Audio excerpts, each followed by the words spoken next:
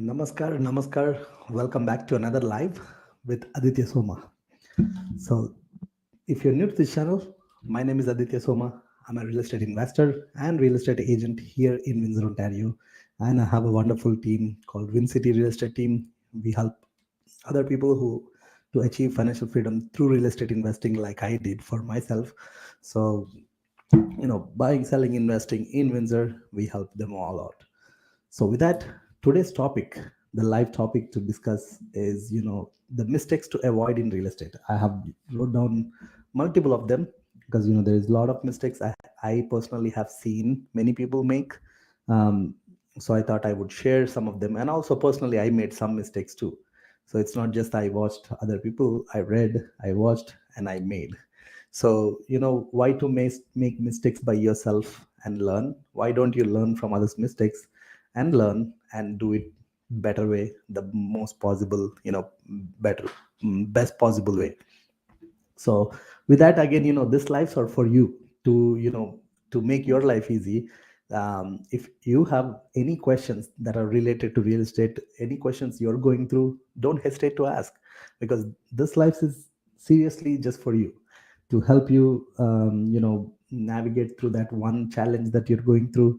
You don't know whom to ask, because all your friends are just going to work, coming back and watching TV and doing the chit chat, have no knowledge about real estate, and you're struggling because if you ask them, they're going to give you some stupid answers, or family friends who don't know anything about it, they might direct you in a wrong direction.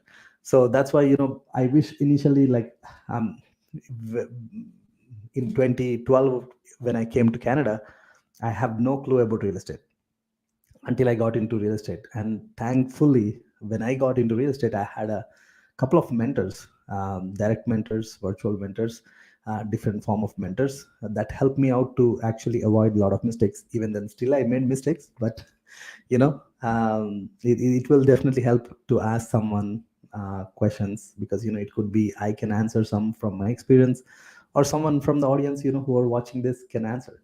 So don't hesitate to ask any questions that you have. And I see Mahinder is already here. Hey, good evening, Mahinder. Hey, Vimal, how are you? Good to see you again. Yeah, so let's dive into this. And, in the meanwhile, just keep asking any questions. I'll be getting back to the questions once I'm done with the topic or in the middle. Okay, so again, these mistakes are not in a priority order or anything. I just wrote down as they come to my mind, as based on my research. So, with that, let's start with this. One of the common mistake I have seen is people wait for everything to be perfect. They want the market to be perfect, or they want to have the perfect amount of money to buy it, or they want to make sure they are buying the best possible property. They're like just waiting for all the things to be perfect. That I have seen many people lose on opportunities by doing that. Honestly, like, even for myself personally, I can speak of myself, because in 2016, when I found out about real estate, but I got my first property in 2017. If I would have bought my property first one in 2016, I would have had at least one or two extra properties. All the properties that I bought at that time at least made me 300,000 400,000 each. So that means I lost at least half a million just by being late in the game, because I was like, oh, I want this type of property, I want exactly this way. I was like very, very, and also there was a lot of fear inside me. Okay, I don't know this. I want to make sure I know this. I want to make sure I know everything about the property I'm buying. Then, by the time passed by, and I lost the opportunity in that time. So don't wait for the perfect moment. Make sure you understand what you're getting into. Make sure you work with people who understand, who have done this, who are genuinely at their heart trying to help you, not just the sale, and who is going to educate you along the way. And make sure you do all the due diligence, like inspecting the property, like making sure you have access to the funds, all those things. So just don't wait for the perfect moment. That's my point one. Mistake two that I have done is, that I have seen is, basically, mm, you take on a property that you cannot handle. This is another biggest mistake I've seen. A lot of people, they qualify for, probably like a 500,000 home, but they get private money or do this and that. They go for 600, 700, 800, where their affordability is only 500. So don't take on something that you cannot handle. Take on something that you can handle, that you can, by you can handle the finances, you can handle the renovations, you can handle the project. Because especially when you're starting out, your qualification is for 500 and you're trying to stretch yourself for 7 800. Now all of a sudden your monthly expenses has gone up significantly. If your income, because the qualification depending on your income, and that actually tells, based on the income you have, you can only manage a property at that price point. So now you have to do extra hours. Now you have to do, find ways to make more money. If something goes wrong in the market, or if something bad happens, now all of a sudden you don't have money to pay for the property, and you have to lose the property.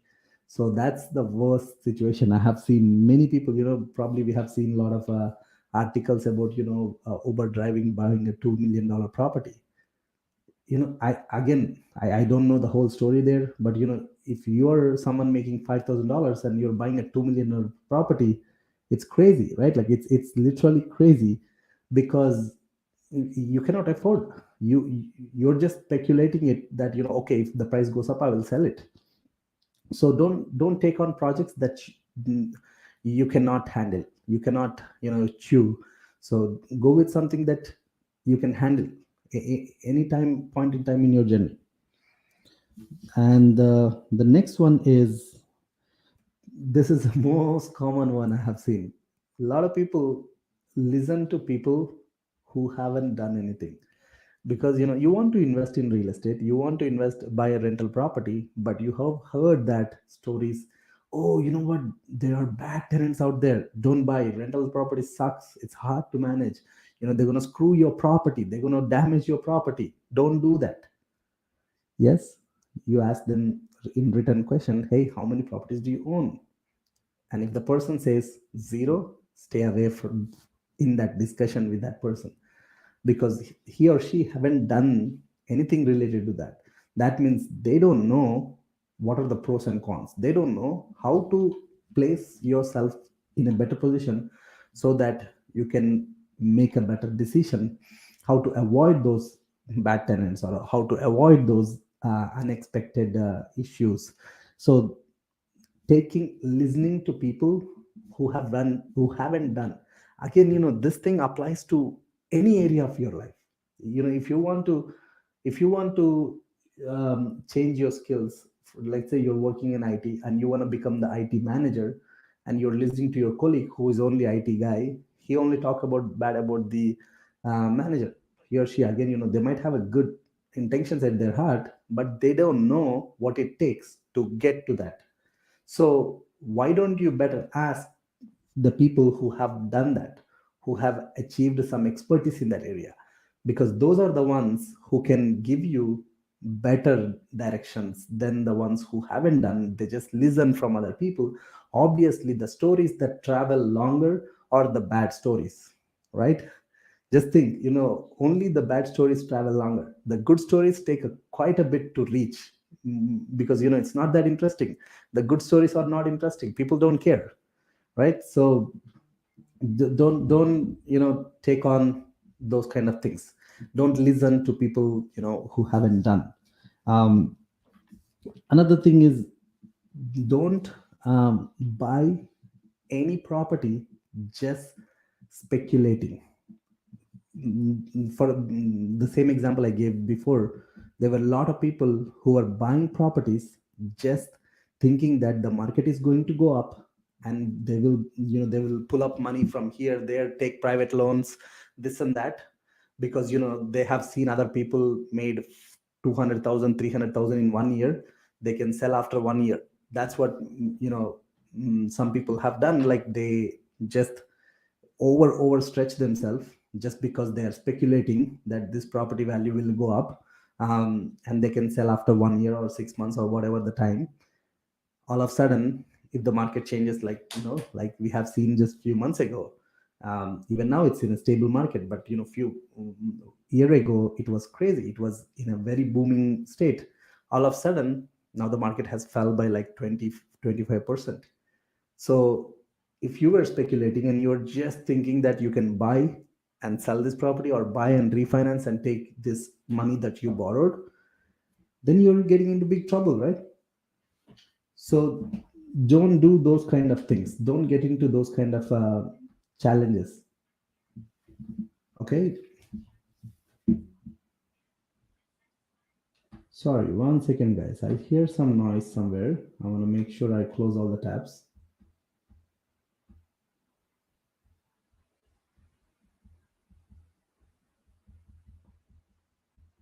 Okay. So going back to, don't speculate and buy. And another mistake, moving on to the next mistake, don't blindly buy. Don't blindly buy. First, learn a little bit about it.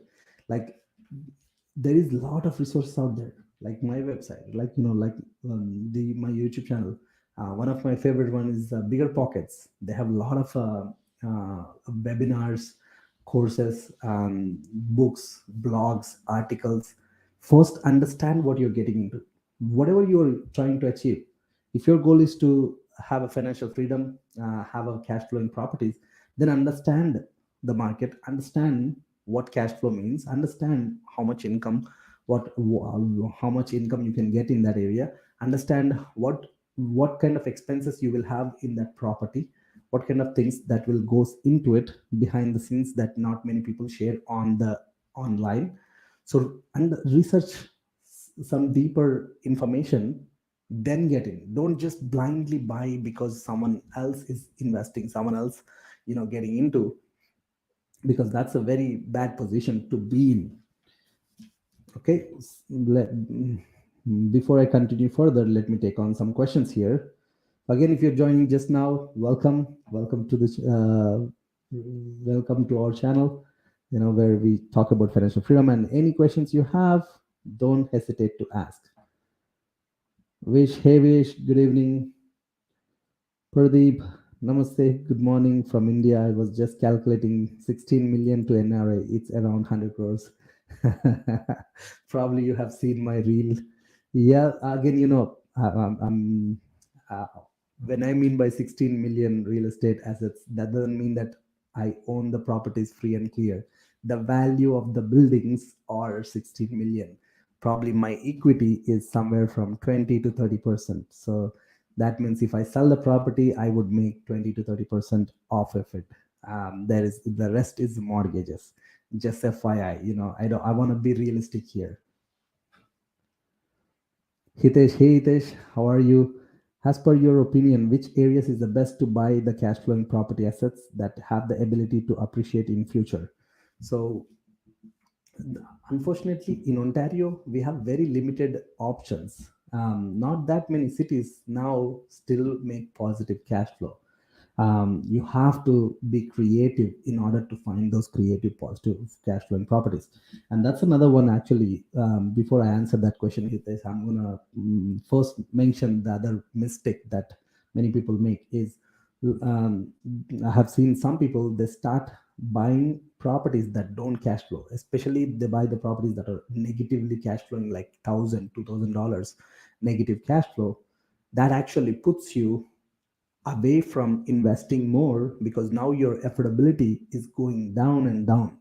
So if you're someone debating whether to buy appreciating properties or cash flowing properties, my opinion is try to find where you can have a positive cash flow first. And once you have built up enough equity, then go for appreciating. But there are some areas like Windsor, Ontario. My personal opinion, Windsor, Ontario is still one of the best area where you can get positive cash flow and plus appreciation, because the appreciation is pretty significant. It's almost competitive with GTA market, One of the reason being the population in Windsor is growing, the job market is growing here, and also the people who are working from different sectors were working from home or moving here, so that means population growth is happening. So in my opinion, Hitesh, I think Windsor is one of the best ones that, as far as I know, because a lot of other cities like Sarnia, a little smaller market, whereas Windsor is like pretty decent sized market where it's like 400,000 population with Detroit on the side, which is like literally just a few minutes drive from here. A lot of people work there as well. So not that many cities left in Ontario that do positive cash flow. And from my knowledge so far, is Windsor is the still best one where you can get both.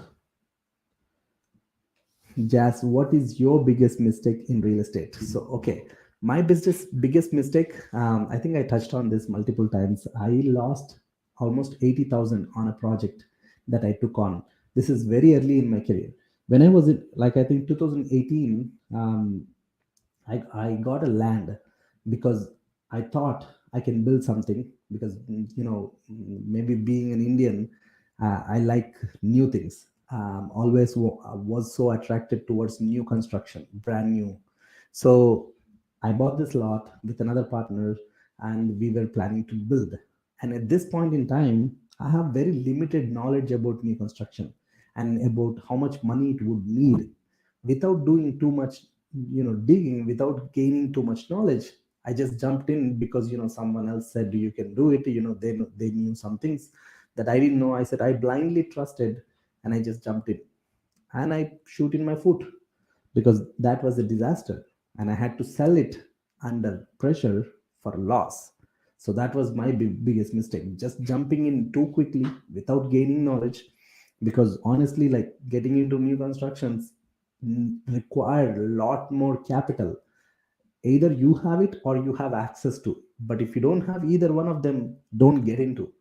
Honestly, that's my biggest mistake. And second biggest mistake, I did another one, is I bought a building. I have videos. Actually, I said I'm going to make series of videos, but I haven't made uh, other than two videos because I sold it. So there was a building that is completely gut job, there is nothing in there, and I wanted to do commercial to residential conversion, and like literally redo the whole building inside and some of the outside parts as well. And I underestimated the cost, and I just blindly believed one or two contractors I spoke to. They said, it's going to be 200,000, it's going to be done in 6 months to 8 months. And literally just rezoning process took me 1.5 2 years. Again, so many mistakes there. One, I hired a wrong architect. I didn't realize this architect haven't done this kind of projects, or whatever. At that time I was a dumb guy, and even now I'm dumb, but I at least got a little better dumb. Let's use it that way. So I didn't do proper finding out more about this architects and all, and I just got the process going, and it started costing more and more money. But I had to buy this building with literally my investors money, and it was like the money is just sitting there, almost 200,000 for the building and another 150 for all this cost. We were just doing nothing, no income, nothing. Bigger project, it's a reconstruction of the whole building. And then by the time we got the rezoning application, the construction cost also gone up. And probably I would have made profit if we would have done, but eventually it would have taken another 1 to 2 years. So what happened, we sold that property. We didn't lose money technically on the papers, but we lost the potential returns on that money. What I mean by that, if I would have, instead of buying, taking that 200,000 cash, putting into this building that is not making any money, I would have used the same 200,000 at that point in time in Windsor. I would have got at least 10 unit building. If I would have bought a building that is already making money and that is already in a livable condition, and then maybe eventually slowly turn the tenants out, that are who are not paying rents properly, or who are not maintaining the building properly, who are not keeping their units properly, maybe slowly turn over the tenants and increase the rents. Then that those buildings, like at that point in time, I would have got for million 1.2 1.3, with a 200 to 300,000 was good enough to pay as put as a down payment and take a commercial loan. That would have been easy. And that same buildings were selling now at least 2.5 million. So that means we lost an opportunity of almost $1 million because I got into something that is big, and that took a lot more time, and the money was just sitting there. If someone would have if someone would have told me at that time, don't get into this kind of projects because it's going to take a lot of time, rather get into the buildings that are already existing tenanted, you can just improve over the period, I would have done it. But at that time I didn't know. I was just like got too excited because oh shit, it's own 6 unit building for only 200,000, only 200,000. Then I forgot all the other nitty gritties. It's gonna cost this much, it's gonna take this much money, it's gonna take this much time, and the money is gonna be sitting there doing nothing, no returns on it, and the potential returns has lost $1 million loss, right? So don't make those mistakes. That was two of my biggest mistakes I have done.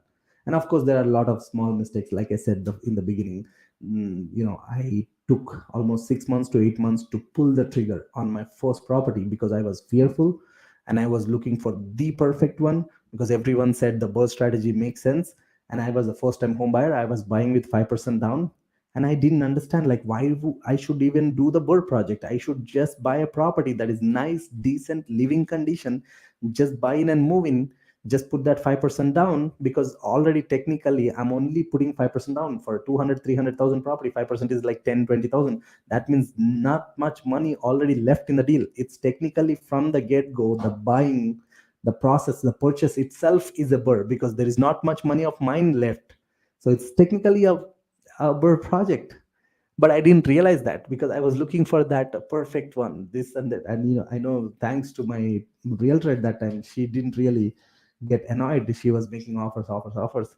But that's also another mistake. Just I was waiting for that perfect one. Hey Alex, one question, please ignore if not comfortable to answer. There was Melina and other folks in your team. Now they are separate and I don't see you guys together. Any comments? I mean, it's part of life. It's a business. They're still part of my EXP downline structure, so I'm still their sponsor, and they're still part of my team.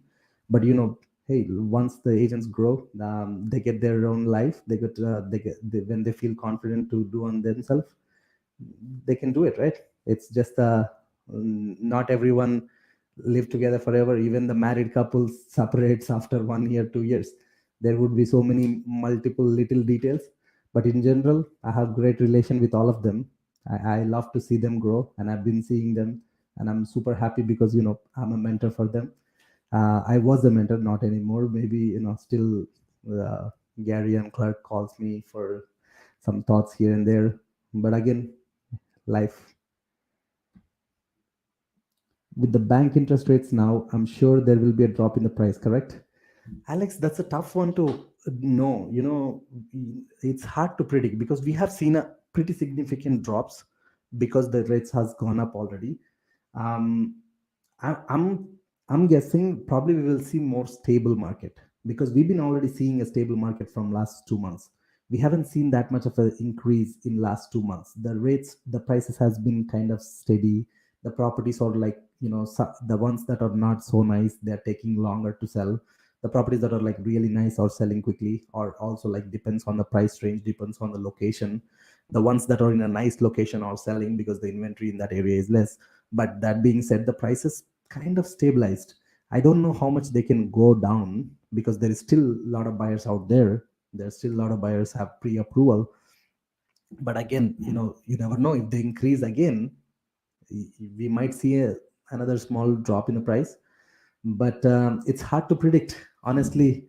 Like I tell all the time, I'm not that smart economist who understand this all these things.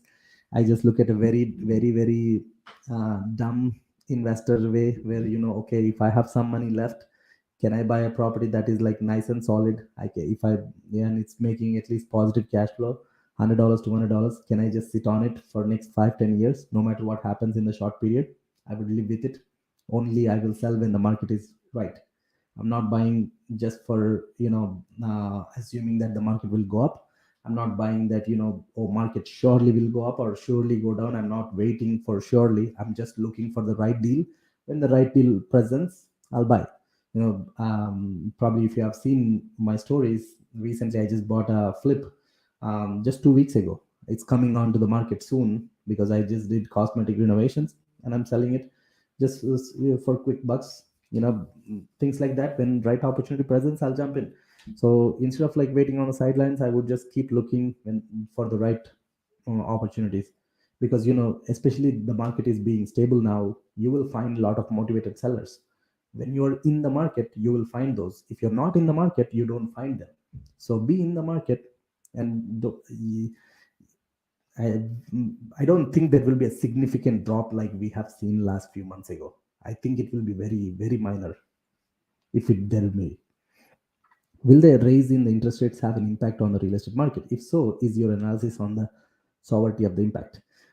Yeah, like Shivram, I was just mentioning that, right? Like, so I don't personally, I'm not predicting a major impact. I'm predicting if there is any impact, very minor.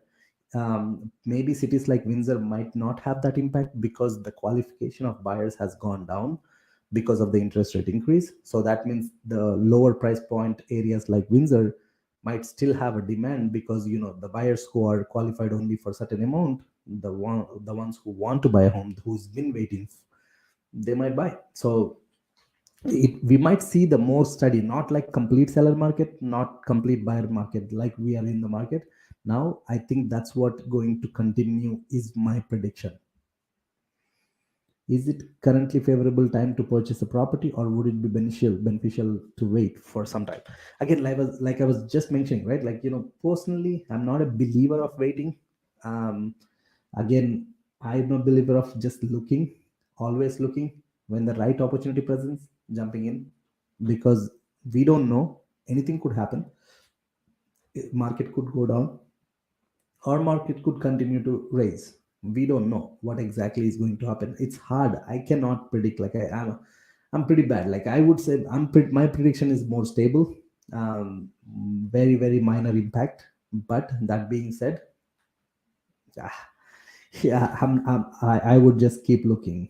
Just when the right opportunity presents, just jump in. Hi Shalija, and now I have seen most of the cases property cost is more and rentals are not making a pay with the EMI. Is this good to buy the investment property that way?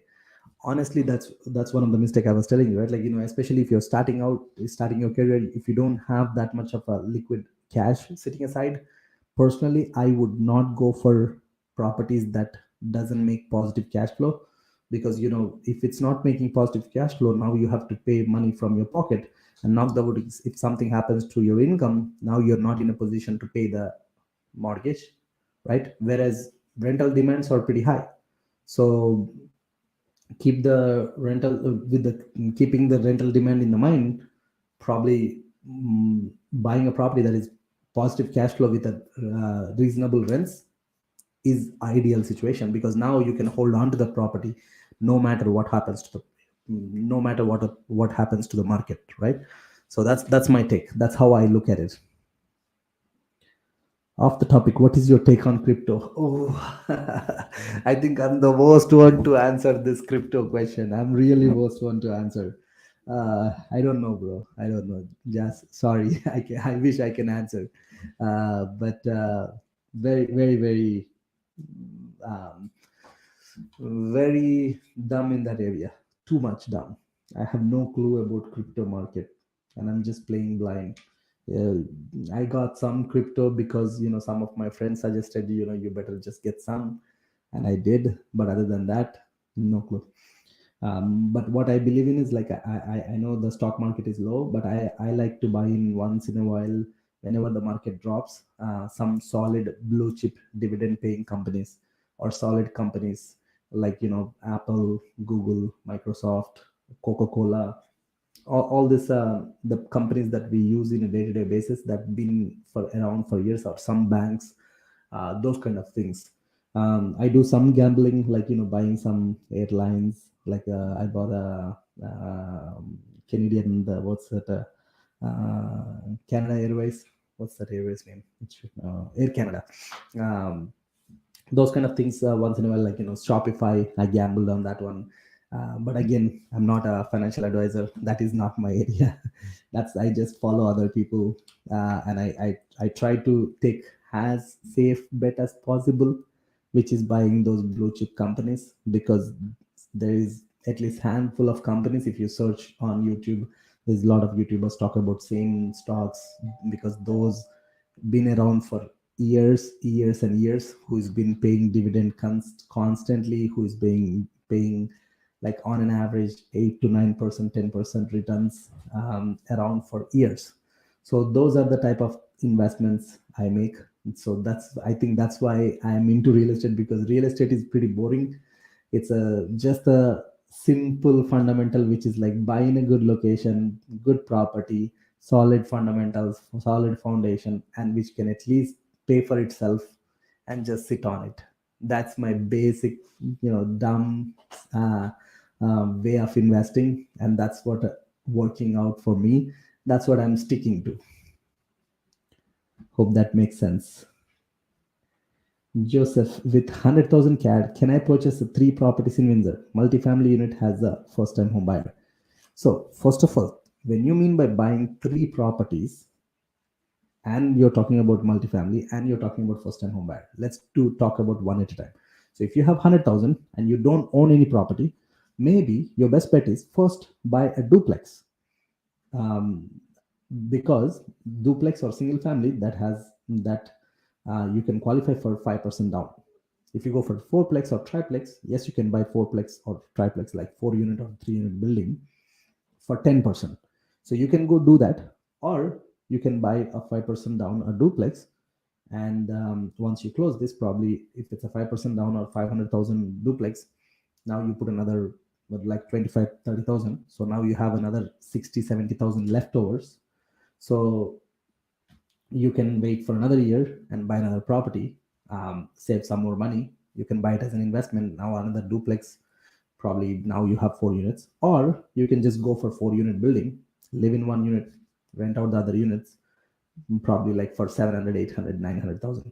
Speaking of which, we actually have a very good duplex for sale, a side by side duplex that has two vacant units, both of them 3 bedroom and 2 bedroom, that you can get under 500,000.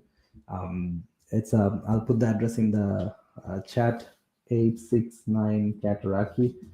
Um, if you're looking for a duplex, that is perfect for house hack. And we also have a fourplex that is 800 Shepherd. Search on Google, you'll find more details, and DM me on Instagram if you want to know more details on these properties. But yeah, like those kind of properties, yes. I would say either ways is a great way, because you're getting into it. And for being a first time home buyer, that's a cool thing. You can buy with 5% down. So buy the first one with 5% down or 10%, and the second one with the rest of money. At least keep 10, 20,000 as a contingency fund on the set aside, instead of like using complete of all your money. That's one thing I do. And coming to the another mistakes is one people have seen. One more mistake I've seen is like a lot of people don't have enough contingency funds, like, which means for unexpecteds. And don't forget, this is a physical asset. Real estate is a physical asset. That means anything could happen within the property anytime. Your roof could have a hole, and now you have to fix it. You need money. Your furnace can break down, your AC can break down, or your window can be broken. you know Anything could happen. Or tenants have flooded the toilet or a tub. Now the ceiling has water leaks. Now you have to fix all those things, the plumbing issues. Or even there was like they put something heavy electric equipments. Now the breaker panel bursted. Any unexpected things can come in. Just always have extra funds access. It could be your savings, it could be some stocks, it could be line of credits. If you don't know about line of credits, maybe search more. If you have a job, good income, banks will give you unsecured line of credits. Have some line of credits access, so that when something bad happens, you can use that whenever you need. right?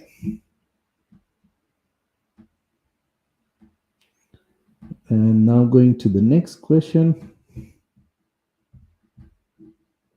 Hey Sairam, hi Anna.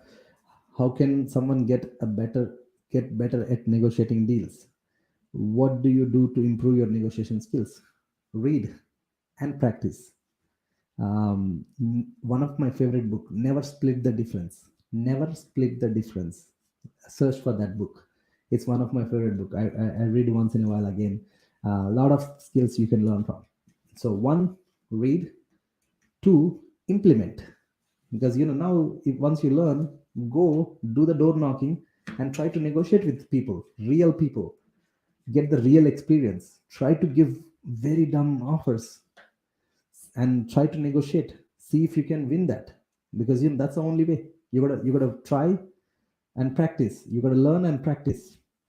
So that's my suggestion. And the other way is like probably finding knowing some people who are doing that very well, and making friendships with them and asking more questions and maybe going around with them.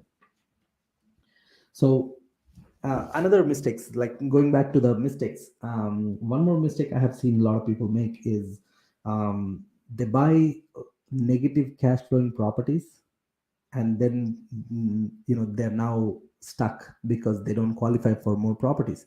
So what I have done personally, like I do have some properties that are not positive cash flow, that are like probably minus 300, 400, 500, in that range, but I haven't bought them first. I bought them later in my career. First, I focused on positive cash flowing properties. I built up equity, because once you build up equity, and I focused on increasing my income as well. And with the sales, once I have good income, now I can diversify my portfolio, buy some properties that can be negative cash flow or little minus cash flow, or just break even properties. So now I can I can have that freedom, because I have a income that can make the difference, and I still would qualify for more properties. Whereas I have seen some people, they buy like 3 4 properties, like pre-constructions, or like different detached homes in like bigger cities like GTA, just assuming that they'll go up. And now you have this 2 3 properties, and you have almost 800,000 $900,000 million mortgage, but the income is pretty less, and your negative cash flow is like minus 3,000, minus 4,000. All of a sudden now you don't qualify. And also you cannot save more money, because you have negative cash flow, unless you refinance and use that money to pay that mortgage. That's the only difference. But yeah, Alex, to get 1,000 plus cash flow minimum with a 100 600K value, do you have anything? 1,000 plus cash flow is not easy. It's very, very, very tough, especially with these interest rates. But the one I mentioned, this 869 Cataraki, that might make $600-700 cash flow. Let me pull up my screen actually, just to show you guys how this can be a very good positive cash flow property. So, or how to calculate, right? Like a lot of people ask how to calculate. So let me just pull up this. Okay, here we are. Let's go to the screen. Just bear with me here. Share the screen. Okay.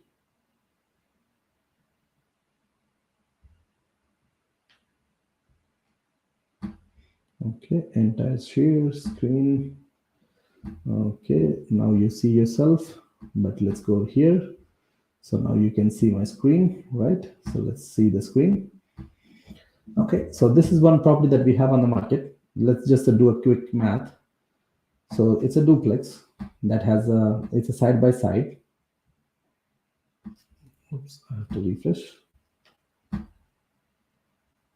Okay. So it's a brick duplex, side by side, 2 car parking. Not the fantastic one, but nice and decent. Clean, fresh painted, decent light fixtures, decent size, good size kitchen, nice and clean. Not modern, but nice and decent. It can easily be rented. It's a nice 3 bedroom apartment with ensuite laundry, good size dining, living. Okay, washroom, nice and decent. It can be rented for now, nice and decent, clean. This one can easily rent for 18, 1900, and the two bedroom can rent for 16, 1700. So let's go with the basic numbers, 18 and 16. So now you're getting 3400. Let's do a quick math. So it's listed for 389, and of course, a lot of people know that listing price is not always the sale prices. So that's why I did a math for 475,000. So let's say you bought this property for 475,000. Hope you guys can see my screen. Let me know if you can see my screen.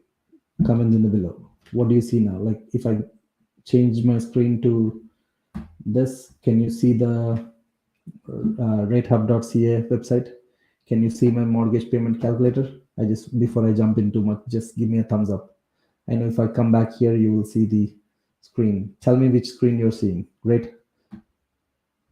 Can you see the rate calculator? Yes. Okay, perfect. So let me go back here.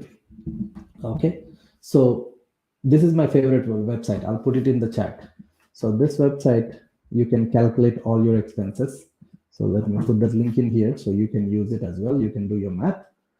So here I'm putting the purchase price as 475,000. You can do math for 10%, 5%, 15%, 20%. So let's say you're a first-time home buyer, you're putting 5% down. So that means you need 23,750 for mortgage, for down money in your hand. And because it's a 5% down, you have insurance. So if you don't know what's this insurance, this is by default will be added to your principal, your mortgage amount, because you are taking high ratio mortgage, because you're putting less money. The banks need insurance and you pay for it. So when you have insurance, your maximum amortization, which is the duration of your mortgage extended, which is 25 years. Whereas if you put 20% down, you can go for 30 years amortization. And when you go for 5% down, usually you'll get a better interest rates. Mostly you will get the best possible rate in the market. As of now, this is like the best possible rate, which is 4.67.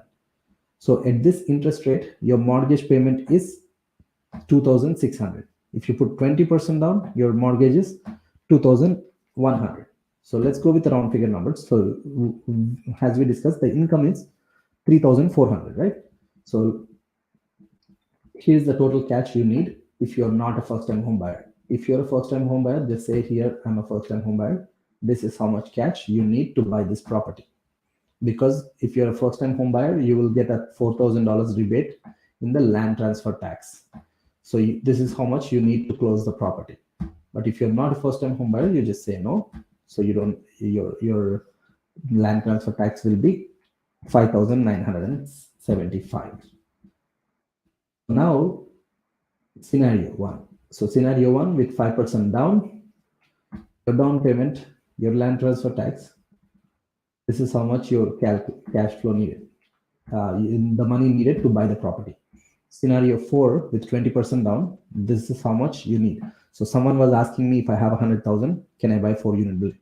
Usually for 100,000, if you're buying with 20% down, you can buy mostly only duplex. You cannot, like, going for 3-4 units might be challenging, because these are all expenses you can expect. Legal fees, $1,000, title insurance, home inspection, appraisal fees. I don't know what is this estoppel fees, but just assume unexpected things. But here is the most important one: the down payment, like the expenses. So your mortgage payment is 2,634, and this property has less than $200 property tax.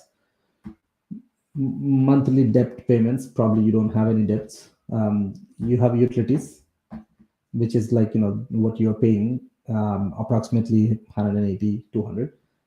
Insurance, a property like this approximately is 150, unless if they have a older wiring, older plumbing, maybe it can go up by another $50. So if you want to throw in there, you can throw it. So that means if you're, this is what, like, your, and this condo fee, I put it as a condo fee, but it's actually, I just added as a, because I couldn't change this name, but it's all other maintenance items, like if you have to cut the grass, if you have to remove the snow, or if you have someone to manage, you're paying someone $100. So those extra things. So that means probably even if you're buying it 5% down, if you rent $1,800 and $1,600, you will be able to break even with all the taking all the expenses into account. If you put 20% down, you will be able to make, so now 20% down, you have income of 3,400 minus 3,000 2,900, which is $500 cash flow. So that's how much cash flow you can make. Hope that is helpful. Many people ask me, why don't you just calculate the cash flow, show us how to calculate. So that's what I thought, let's do it. So makes sense? Good. Just say yes, no. Any questions in this calculation? Anything you want me to touch on? So yeah, those kind of properties are available. $500 cash flow on a turnkey investment. Hey, not bad. And of course, those are the properties you might have to do some things over the period. It's not like just the straight properties, right? Like it's older homes. You're buying something that in a older town, so probably obviously you have to do some kind of work. For this particular property, you might have to install some heating and cooling system, because currently, if you noticed when I'm showing the pictures, there is wall heating system. It's a gas system. They're very efficient, but there is no AC. So probably you can ask the tenants to install their own window ACs, or if you want to be a little nicer landlord, you want to do additional stuff like that. And Joseph says $500 positive cash flow is low. Sorry, bro. If that's low, then probably you got to look for small towns. Unfortunately, Windsor, from what I have seen, $500 in Canada is pretty good cash flow.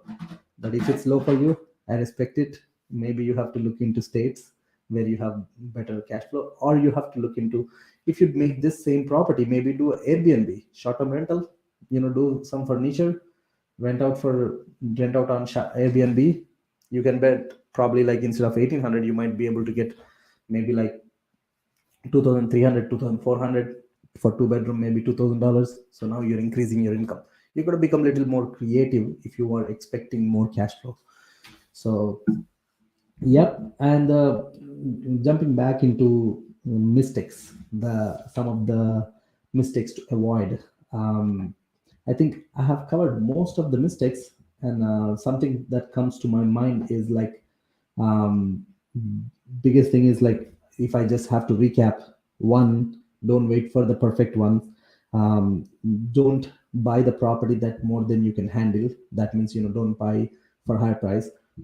Three, don't speculate. Don't buy just because the property prices are going to go up. Buy Don't buy without knowing about what you're getting into, without knowing the area, without knowing the expenses that you need, without knowing the property, without inspecting, making sure doing all the due diligence. Without doing all those things, don't buy. And don't buy very high negative cash flow properties, because that can cause you into, if the market changes or if you don't have enough funds. Another one, don't invest or don't buy using too much leverage, too much positive, too much private money, especially when you're starting out, when you don't have too much capital.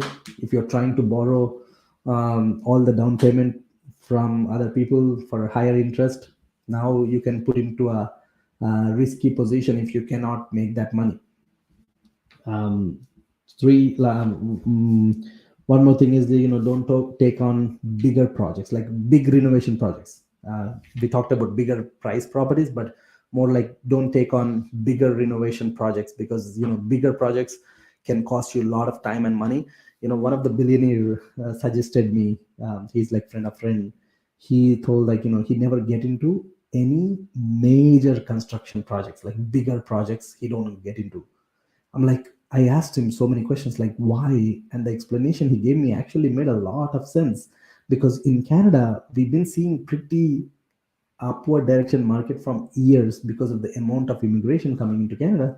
So he was like, when you're sitting on a property by doing nothing, making no income for 2-3 years, actually you're losing on the potential. That's when I understood my mistake that I made from my last projects. Or else I would have not known. I thought it's normal, and by the time I know this, I already like got into multiple projects like that, and I can see it. Those projects are the one actually I made less returns, And the projects that I made better returns are the ones that actually have done less work, very cosmetic work, or some of them are not even work. I'll give you some examples. Like one pre-construction, I bought it 2.5 years ago. I still haven't even closed. I already made like 250, 300,000 equity on that property because it's already appreciated. Like I got it for 650. Now it's like around $1 million. Um, Another duplex that I bought in 2017 September, completely turnkey property, but I just got it at the right time because it was like the seller was motivated, and he had tenants and the tenants were paying low rents. And luckily, I asked him, can he give vacant position? He said, sure, I can give you the vacant position. And I got the vacant position. All I did, rented for positive cash flow, and I was just been sitting on it. I bought it at that time around 200,000. Now it's like even with the market drop, probably at least 500,000 market value. So 300,000 right on that property, the lowest work. I can go on and on. Like even my own home, probably I hardly did just some flooring change, some light fixture change. Yes, of course, I went through some issues and not knowing about septic tank, but now I'm doing some cosmetic upgrades just to make feel good. Like if you have seen my stories, the landscaping, this and that. But honestly, I haven't done major renovations in this property, and still the property I bought it for 300,000. Now at least conservatively 500, 550, just because I bought it. I bought it and I sit on it for years. It's now 5 years I own this home, for 4.5 years I think, and I've been living here just sitting on it, and the property been appreciating. So that's what I learned. Like I think now going forward, I'm like trying to focus on more like just buying those kind of apartment buildings. If you know someone who is looking to sell the apartment buildings, maybe let me know. I'm looking for those apartment buildings where like nice and solid, doesn't need crazy complete renovations, just already tenanted. Even if the rents are low, that's fine. I can deal with those. I can take on that kind of projects, and just slowly work on that, increasing the income, reducing the expenses. Eventually, get to a point where the property value will go up and refinance and take my money out. 47 Rana. Why not London as compared to Windsor? I don't know. Maybe I love Windsor. Uh, Maybe that's a funny answer. But on a serious note, I don't see any difference from London and Windsor. It's a pretty similar kind of, maybe a 100,000 more population. But Windsor has a lot more growth happening comparative to London, because in Windsor now this new battery plant. Finally, good news is that battery plant is starting again. Their construction will start going on because they successfully negotiated deal with the government. But a lot of other projects, bigger projects happening in Windsor, and also a lot of bigger things happening in Detroit, because we are literally few minutes from bigger city Detroit, whereas London is almost 2 hours from Toronto. So 2 hours from Detroit, 2 hours from Toronto. So it's like in between. Um, Whereas like, and also Windsor has college and university. I think London only have like a college, and the prices are like 20% or 15% more than what Windsor have. Pretty much most same. Let's say there is a similar property that if you have to buy in London, probably it's like at least 10 to 20% more than what Windsor. So when everything is like more positive direction in Windsor, and of course beautiful city comparative to London, I love Windsor because that Detroit River. No matter how many times I go there, sit down and just have coffee, I just enjoy it. For me, um, and still positive cash flow possible. So that's why I think I'm still in love with Windsor comparative to London. But again, if anyone have a different take, please share your thoughts. This is just me being a biased guy who is a lover of Windsor lover, giving my thoughts. Rental value is more here, and prospect of more immigrants London. I mean, I have seen a significant immigrants in Windsor too. Like I have seen, like I have seen. I've been here 8 years. Since since I'm here, the immigration pop immigrants has grown like significantly in the sense, when I was new to Windsor, there was this, like again I'm talking from my community point of view. There was like one temple. That's a smaller one. Now they upgrade to a bigger temple. Even those temples are like temple is full. Whenever there is a any event happens, full. And I have some friends who go to Gurdwara, some friends who go to mosque, and same thing in those communities as well. I'm like, that tells me like there is a huge influx, because even for truckers, for people who are working from home, they still have a very good access. Again, I would say, I think this is kind of happening in majority of the cities who are like this size, like Windsor size, because London, Windsor, kind of most of the parts are kind of similar, and very few little differences. But again, I still vote for Windsor. Oh, you know what? How about this? Let's do this. How many of you vote for Windsor? How many of you vote for London? Just say Windsor or London. I'm just curious to hear from your thoughts. Maybe I'm just talking from my point. Just say Windsor or London. I'm just curious. Please help me out here, so that I know whether am I being just biased, or what people think. Please help me out, okay? Windsor, okay. How many? Who else vote for Windsor? Who else vote for London? Windsor always vote for both. I love that political answer. Windsor merging market. Windsor, okay. Anyone for London? Just left Windsor City. I lived in Sandwich area for years now in Surrey though. Got you, got you. Shivaram, just given the absence of any other nearby cities, what prevents London from becoming a major city itself? Same question. Same question.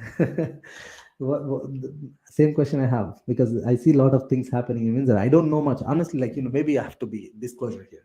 I only know basic details about London. I know maybe someone who is a London lover might can give me. Maybe if I ask my my good friend Jeff Ibo, he's heavily investing in that surrounding areas, and he live in London. Maybe if I call him for live, maybe I have to debate with him, see what he thinks about London. Maybe I have to bring someone who is heavily invested and know about London to talk about it. Because I'm just a viewer, right? I haven't invested in London. I'm just viewing. I know few friends who invested there, so from that point of view I'm talking. So I just left Windsor City. I lived in Sandwich area. Sandwich area. Those who don't know what Sandwich area. So in Windsor, Windsor is mainly divided into multiple pockets. You know what? I'll show this for you guys. So we got few minutes here. Let me share my screen again. Add to screen. Let me open the map for you. Maps, Google Maps. Let's go to the Windsor map. Just to give you an idea, what are the pockets? So here's the map, right? So let's see how I can zoom in, zoom out. Okay, so zoom out, zoom out, zoom out. Okay, so this is pretty much Windsor area, right? So this is where the downtown area. So downtown area is kind of run down. It's slowly improving, where you will see a lot of people who are pretty much like who are on drugs or this and that. You will see those kind of things, activities in this area. And unfortunately, I bought my first house in this area, even my office building in this area. My majority of the money made in the dirt. And the second area is like this one, university area, which is like west side. And the west side, after university, there is like this part. I don't know if you guys can see my mouse. I don't know if I can highlight this anywhere. Okay. So this part here, this after the bridge, this is the bridge. Maybe let me zoom in a little bit.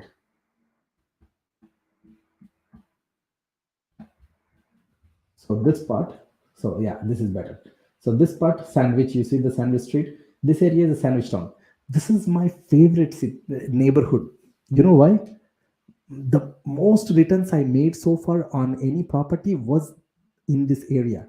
I bought a house in 2017 for 100,000, and I did nothing, just painted some light fixtures, probably changed the AC, like 12 to 15,000. That's it. 100,000 plus 12 to 15,000, which is like 30,000 of my money.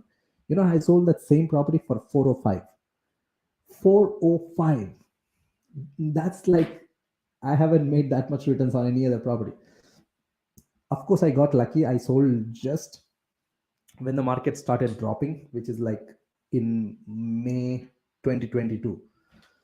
Because this area, a lot of people, especially if you ask any Canadian, they say that it's a garbage area, don't go into it. I personally lived in this area. It's slowly, like where this university, slowly it's spreading all students, especially international students.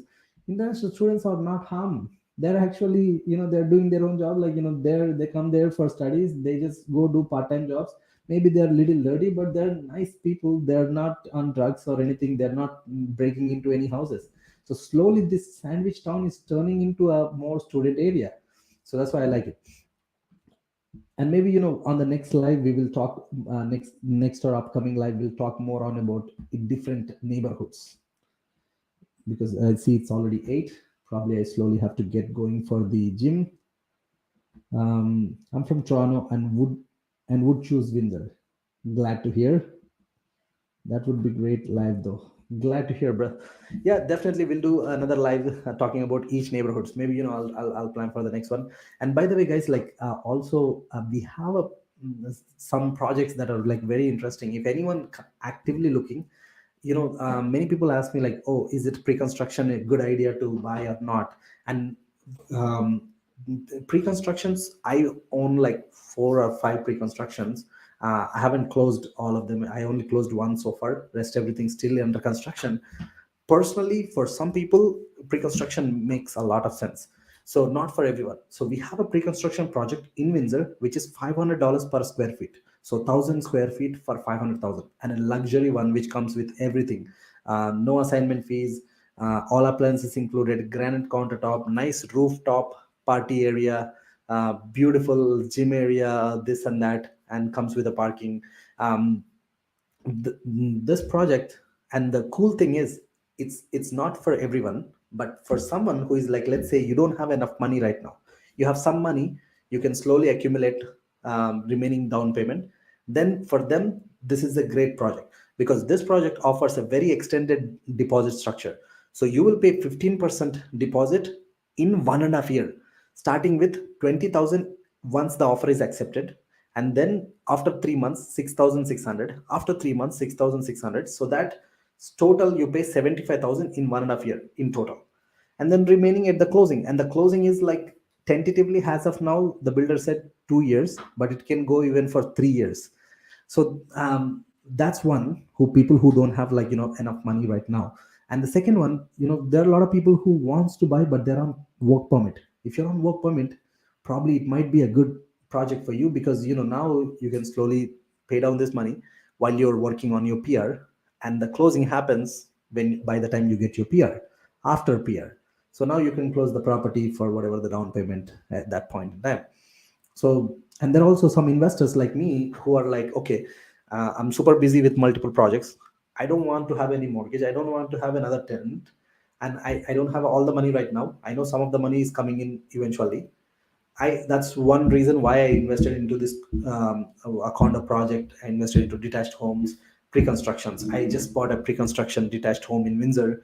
So those, because now I can diversify my portfolio, going into brand new property with way less hassle, but at the same time I'm building equity by the time I'm closing the property. So I will be having equity by the time I close the property. So that was another cool thing. If you're someone who fits in this needs, where you like investing in pre-construction condos, then reach out, DM me saying pre-construction. Just DM pre-construction. I will send you the details of the project. Very, very attractive one. Very limited units right now. Like, I think we have 8 units available. Once the builder, if the market gets positive in 6 months, probably they'll release another phase for, probably, who knows, 550 or something. So there's a good value there. If anyone wants to know more, just DM me. And also we have a lot of small multifamilies, like 4plex, 5plex, very good duplexes, and very cute single family homes, like for 400, 420, 430. Multiple different investment property opportunities we have. DM just whatever you're looking for. We can even jump on a one-on-one call to discuss more, what makes sense to you, more of those. I'll leave the info, or just DM on Instagram. I think, I'll just leave the Instagram handle here, Aditya Kumar Soma. Just DM me on Instagram and we can we can, connect and discuss more. With that, hope you enjoyed the live. Hope you won't make the same mistakes like I did or many other people made.